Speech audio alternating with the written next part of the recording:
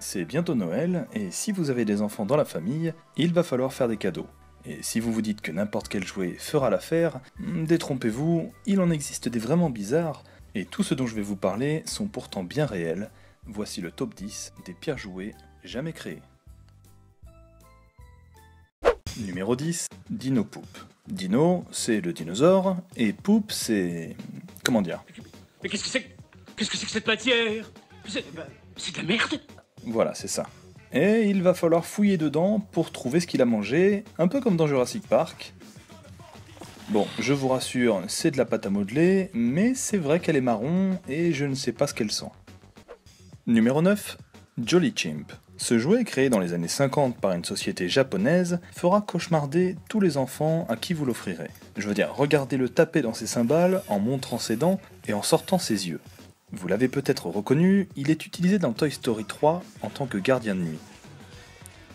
On se demande bien à quoi ont pensé les designers de ce jouet. Numéro 8, Kabakik. Quoi de plus amusant que d'apprendre à nos bambins à jouer à la roulette russe? Parce que tout le monde connaît les règles de la roulette russe, enfin. Je veux dire, une balle dans le barillet, vous faites tourner et vous cliquez, si c'est clic c'est gagné, si c'est pont c'est perdu. Encore un jouet japonais dans lequel on doit se passer le pistolet à tour de rôle et se tirer dessus.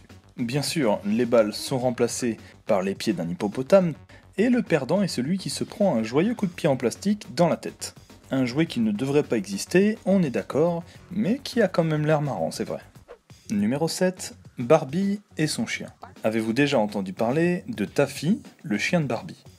Eh bien il existe, il est vendu avec sa laisse, et lorsque vous appuierez sur sa queue, il vous fera un joli cadeau. C'est de la merde. Je ne savais pas que les rêves des petites filles étaient de ramasser les crottes de chien. Mais qui achète ça?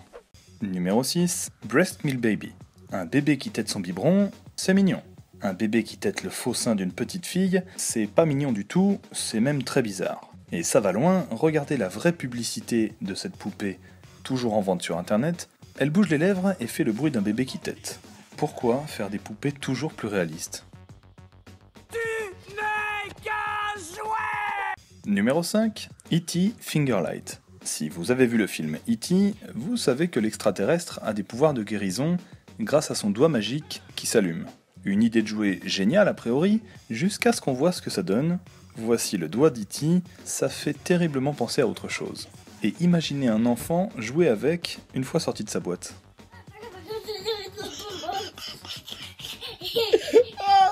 Numéro 4, You Can Shave the Baby. Encore une poupée pour les petites filles, sauf que celle-ci est poilue. Oui, ça représente bien un bébé avec des poils pubiens sous les aisselles, sur les mollets et sur sa raie. Et comme son nom l'indique, vous pouvez la raser. Cette poupée a été créée par un artiste polonais qui a aussi sorti ce très controversé camp de concentration Lego. Numéro 3, Pee and Poo. Si ce n'était pas assez clair, ces peluches représentent bien une goutte d'urine et...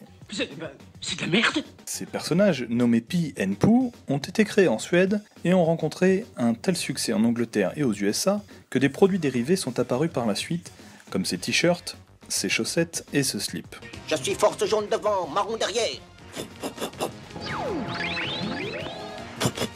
Numéro 2, Baby's First Baby. Créée en 2012, cette poupée est pour le moins perturbante, car elle représente un bébé, lui-même enceinte. Alors, même si je ne suis pas certain qu'une petite fille comprendrait ce qu'il y a de malsain là-dedans, le fait que le bébé ait des vergetures sur le ventre, et qu'il perde réellement les os, comme une femme enceinte, le rend particulièrement atroce.